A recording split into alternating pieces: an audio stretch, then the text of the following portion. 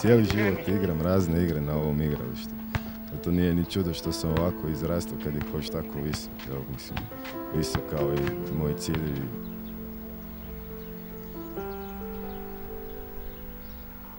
A ovo je moj dom. Ja sam Stjepan Kesten i odrastao sam u domu za nezbrinutu djecu.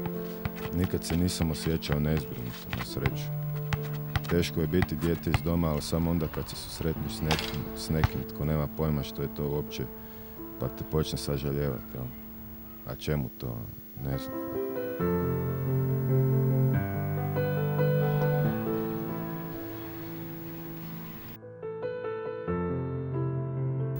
Moje ime je sestra Alojzija Marina Cifer, radim kao socijalna radnica ovdje u kući Svetog Josipa i u kući Svete Terezije u Zagrebu. Zajedno sa psihologicom tvorim stručni tim koji zajednički brine o djeci koji se ovdje kod nas nalaze na smještaju.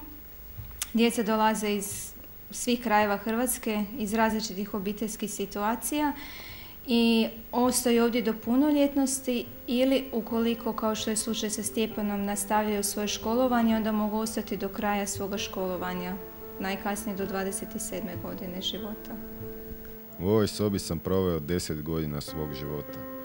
Tu je bilo i učenja, i mučenja, i plakanja, i smijanja, i svega. I bez obzira na negativu koju sam doživio, zapamtit ću samo dobro i to je ponijeti sa sobom. Ja radim cijeli život svoj, radim s djecom i zato sam i prihvatio ovaj posao. Ja u tome uživam.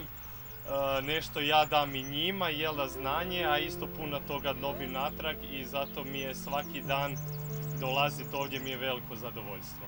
Stjepan, a joj, di ste njega našli baš, šalim se. Vrlo je pozitivna osoba i stvarno u domu ga svi vole i on je ko stari brat svima. Ne mogu da sve u toku pratim, ali barem svoje vrijeme nikada ne tratim. Na Matiši sam happy, u prvoj klupi s Kaforom. Intelektualno pričamo o životu, čemu, kakvom, ne znam, bijesnom, valjda. Ja ovako volim sve oko sebe, tako i ljude i sve i prirodu. I onda kad nešto krene prema lošem, onda ja rekao samo, ma ostavite se toga, rekao ode ja kući.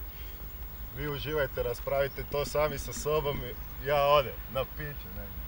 I uživaš skočiš opa. I pobježe čovjek. Bog.